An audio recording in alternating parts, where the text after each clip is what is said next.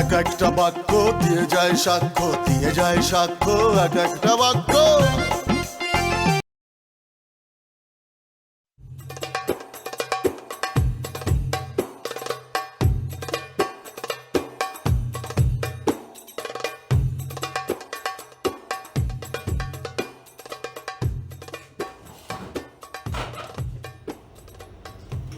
গরম পড়েছে আজকে, আর মানে পারছি না, শরীরে ধকল, মানে রোদে ঘুরতে ঘুরতে এবারে জাত অবস্থা।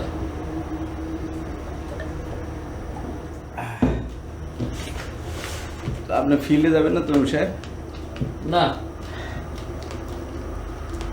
আমার তো যেতেই হবে, অনেক দূরে আজকে কাজ করেছে, সেই 3 মাইল খানে হেঁটে হেঁটে এই রোদের মধ্যে আর পারতেছি না। মানে চাকরি করতে এসে জীবন শেষ করার অবস্থা। এরকম করে কি চাকরি করা যায়? ফাঁকিও দিতে পারি না, অভ্যাস হয়ে গেছে কাজ করার। কি আর করবো?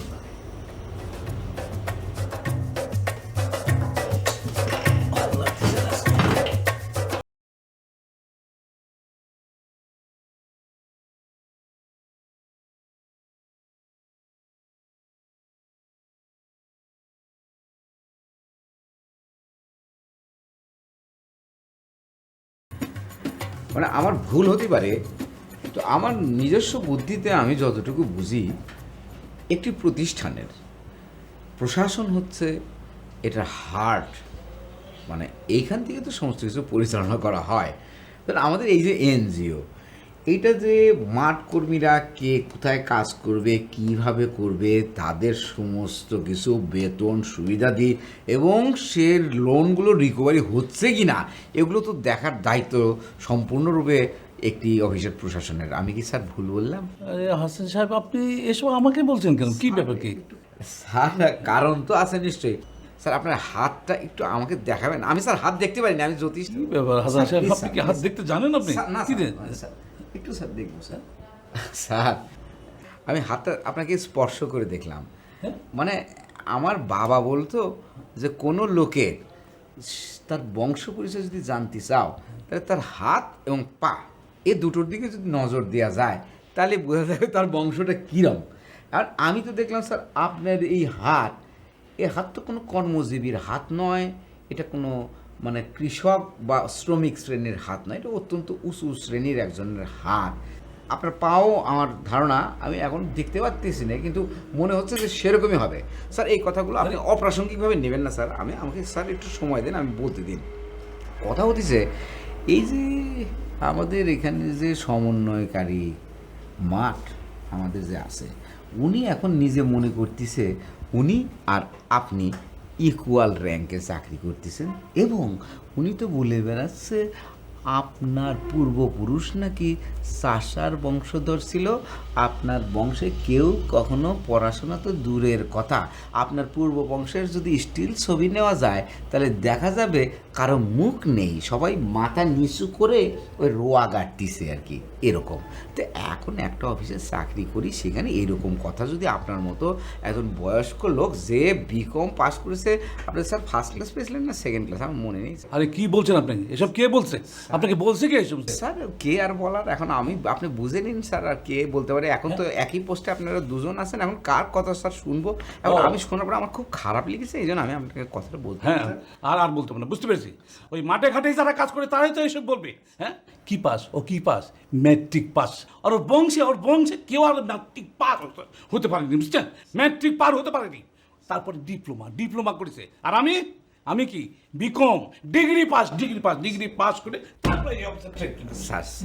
স্যার আমি আর কি বলবো স্যার, এই যে আমি স্যার চোখ ছুঁয়ে বলছি, আল্লাহর কসম আমি গাছ দিয়ে বললাম যে এই জাতীয় কথাবার্তা যদি অফিসের মধ্যে চলে, সেই অফিসের ভবিষ্যৎ কি হতে পারে স্যার, আপনি একবার চিন্তা করে দেখেন। হাসান সাহেব, আপনি যে আমাকে বলেছেন এই কথাটা, কি বলবো আমি, ভাবে করেছেন।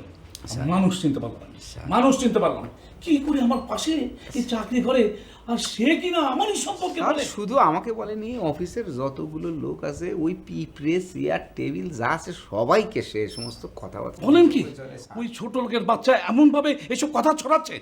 দাঁড়ান দাঁড়ান, আমি দেখছি।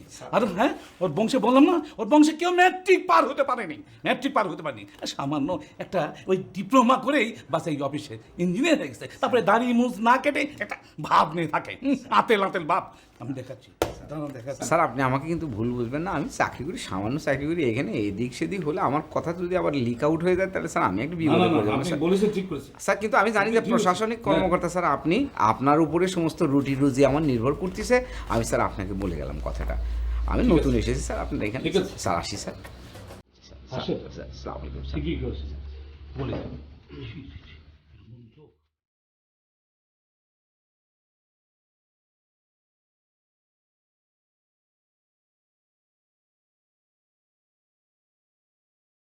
আরে উকিল সাহেব, আর বসেন বসেন। অবশ্য আপনি কি বাসায় একাই থাকেন না আমিও থাকি? কেন এই কথা বলতেছেন আপনি? আমি সবাই মিলেই থাকতেছি, কি সমস্যাটা কি হয়েছে বলেন তো? সমস্যা গোসল করার জন্য খুব সমস্যা হইতেছে। হ্যাঁ। আপনি গোসল করে ট্যাপটা খুলে যে যান গা, পরে দেখা যায় আমরা গোসল করতে পারি না।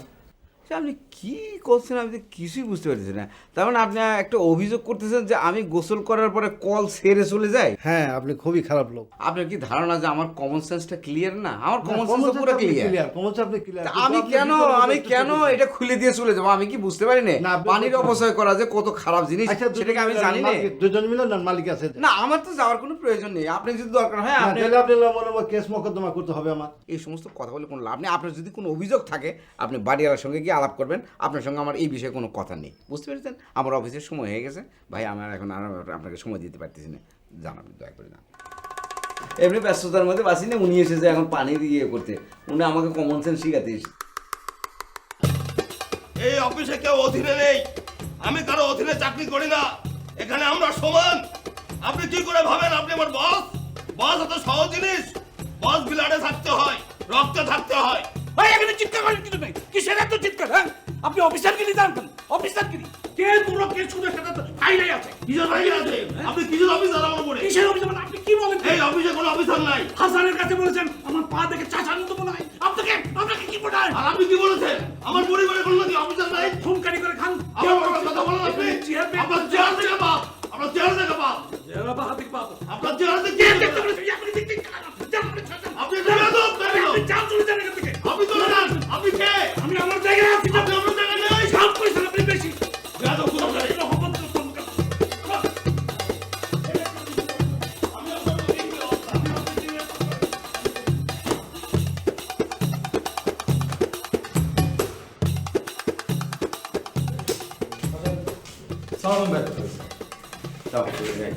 আচ্ছা, আচ্ছা, এদিকে আসুন। এখানে দাঁড়ান, এখানে দাঁড়ান।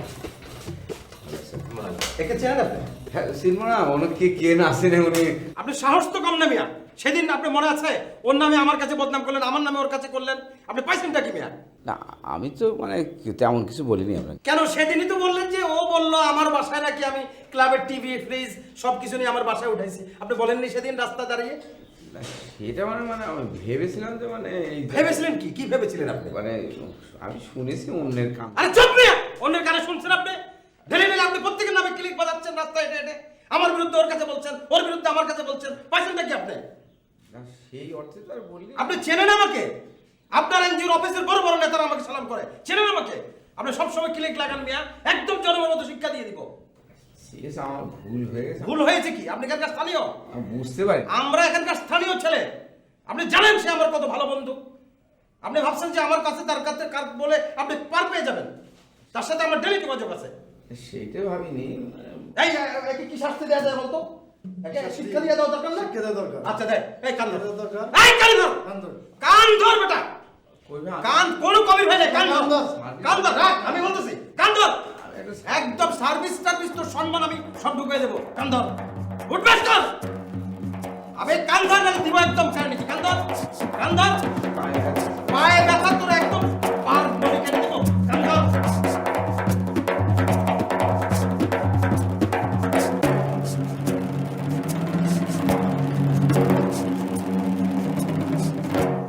আর কোনোদিন পরে থাকবে আর কারোর সাথে বিবাদ করবে তুমি? না, একদম সাইজ করে ফেলবো, তাড়াতাড়ি এলাকা ছেড়ে চলে যাও। ছাড়বো। ঠিক আছে, যাও। আসি ভাই। আসসালামু আলাইকুম বললেন।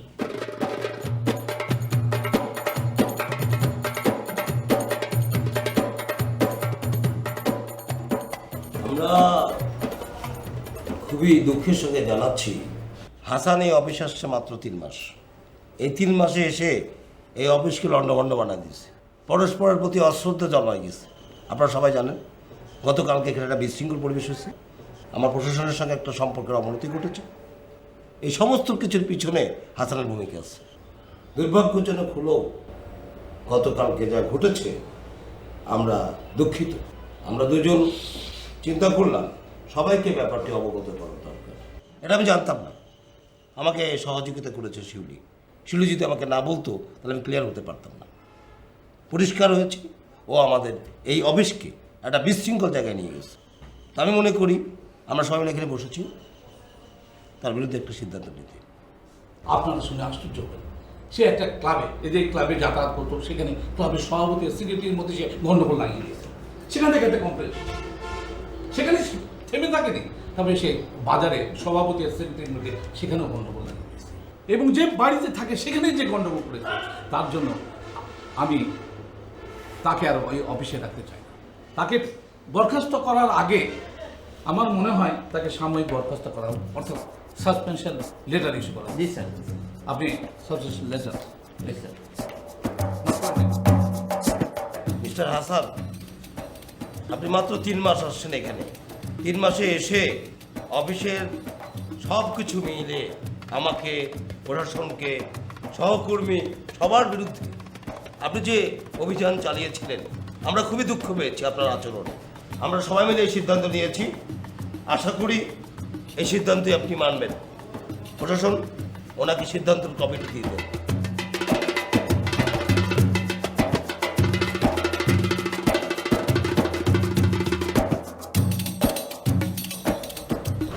হাসান, আপনাকে এই সাসপেনশন লেটারটা দেওয়া হলো। আপনার উপর যে আমাদের সহানুভূতি নেই তা নেই, আপনি যে কাজগুলো করেছেন সেই কাজের উপর আমাদের কোনো সহানুভূতি নেই, কিন্তু আপনি মানুষ, সেই মানুষের উপর আমাদের সহানুভূতি আছে। এবং সেই জন্যই বলছি 2 মাস আপনি নিজেকে সংশোধন করেন, নিজে সব কিছু পরিবর্তন হয়ে আবার ভালো মানুষের মতো এখানে এসে কাজে যোগ দেন। আমরা দেখব, তখন আমরা দেখব আপনাকে রাখা যায় কি। যাক, স্যার, আপনাদের আদেশ তো শিরোধার্য, এটাকে তো স্যার মানে কোনো আমার সাহস বা শক্তি কোনোটা নেই অস্বীকার করার। ছোটো ভাই হিসেবে কি স্যার আমি এই দুটো কথা বলতে পারি?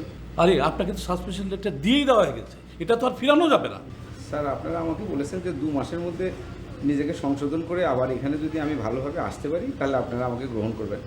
আপনাকে স্যার, আপনাদের দুজনকেই আমি আমার অন্তর থেকে শুভেচ্ছা জানাচ্ছি যে আপনারা এরকম একটা সিদ্ধান্ত নিয়েছেন। কিন্তু স্যার, আমি একটা কথা বলতে চাই যে 2 মাস নয়, আজ থেকে, এখন থেকে, এই মুহূর্ত থেকে আমি আমার স্বভাবের পরিবর্তন করে ফেলেছি। এবং আমি, আপনি যদি স্যার বিশ্বাস না করেন তাহলে আমি চোখ ছুঁয়ে বলতে পারি, খোদার কসম, আল্লাহর কসম, যে আমার এইসব কথা বলবেন না, ওই 2টি শব্দ আপনি বলবেন না। আপনাকে সিদ্ধান্ত দেওয়া হচ্ছে, আপনি সিদ্ধান্ত মানবেন, স্বভাব বদলাবেন, আসবেন, যান। স্যার, আপনারা দুজনই বয়োজ্যেষ্ঠ মানুষ, আমি স্যার যাওয়ার আগে আপনাদেরকে কি একটু সালাম করতে পারি স্যার? স্বভাব বদল করে সালাম করবেন, যান।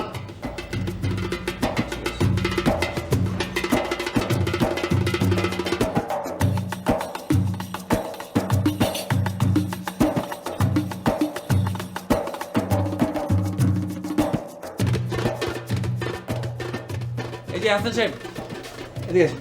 কই যান? যাচ্ছেন কোথায়? সামগ্রী না, একটু উপরে গিয়ে রেস্ট করবো আর কি, ভেতরে গিয়ে আর কি। আজকে থেকে আপনার আর কোনো রেস্ট ফেস্ট চলবে না। আপনি আমার বাসা এই মুহূর্তে এখন থেকে ছেড়ে দেন, আপনি আমার বাসা খালি করে দেন, চলে যান আপনি। এটা কী জাতীয় কথা বলতেছেন মুরব্বী? আমি এক্ষুনি আমার বাসা থেকে চলে যাবো মানে কোথায় চলে যাব? পুরো পাড়া প্রতিবেশীর অভিযোগ, ঠিক আছে? এবং আপনি যে একজন ডিজনেস্ট লোক, আপনার যে চরিত্র বলতে কিছুই নেই, এটা সারা মহল্লা জেনে ফেলেছে, ঠিক আছে? কি বলতেছেন সে বলতেছে, সেটা তো আমার জানার বিষয় না। আমি এখানে আপনাকে ভাড়া দিয়ে থাকতেছি, আমি থাকবো। হ্যাঁ। আর তো এখানে অসুবিধা কি আছে আমি তো বুঝতে পারলাম না। কে কি বলছে সেটা না, আপনি নিজেই বলেছেন। আপনি আমাকে বলেননি আস্থা সম্পর্কে, আপনি আমাকে কমেন্ট করেননি আমার কাছে। কোন আশা? প্রতিদিন আসাদ সম্পর্কে আমাকে বলেন, আর এখন বেমালুম ভুলে গেলেন আসাদকে।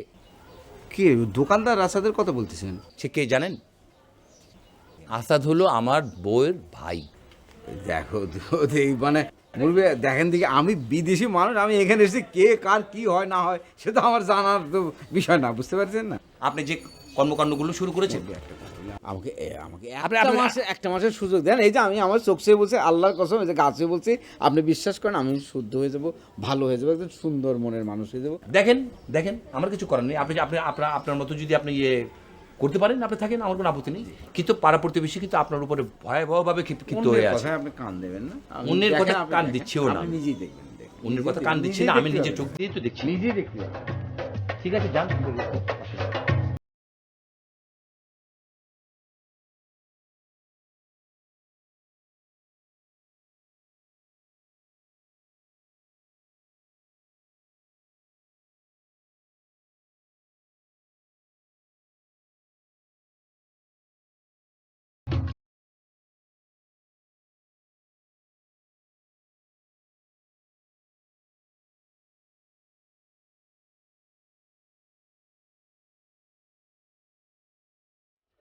আসসালামু আলাইকুম।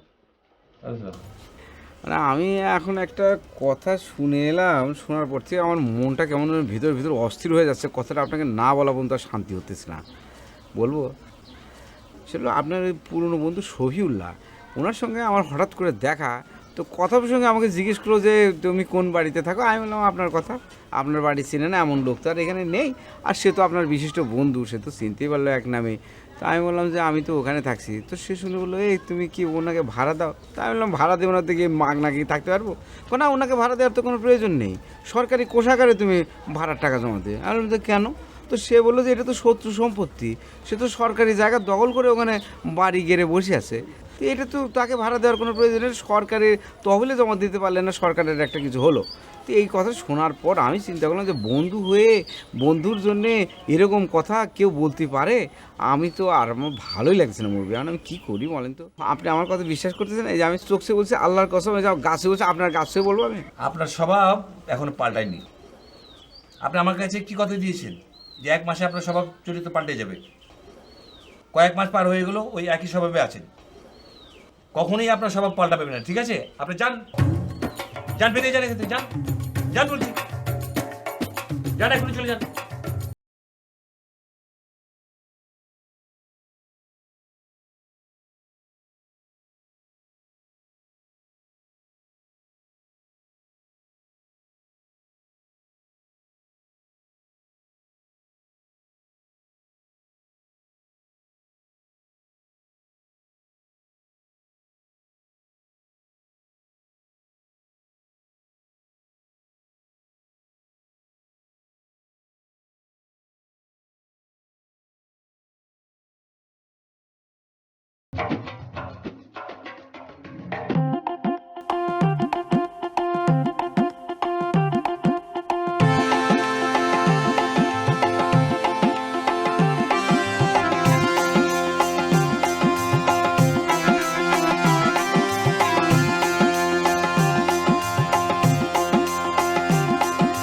এক একটা বাক্য দিয়ে যায় সাক্ষ্য, দিয়ে যায় সাক্ষ্য এক একটা বাক্য।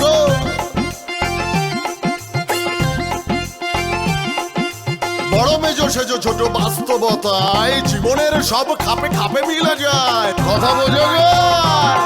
ও করছে বোঝা যায় মারজুক, বোঝা যায় মারজুক। এক একটা বাক্য দিয়ে যায় সাক্ষ্য, দিয়ে যায় সাক্ষ্য এক একটা বাক্য।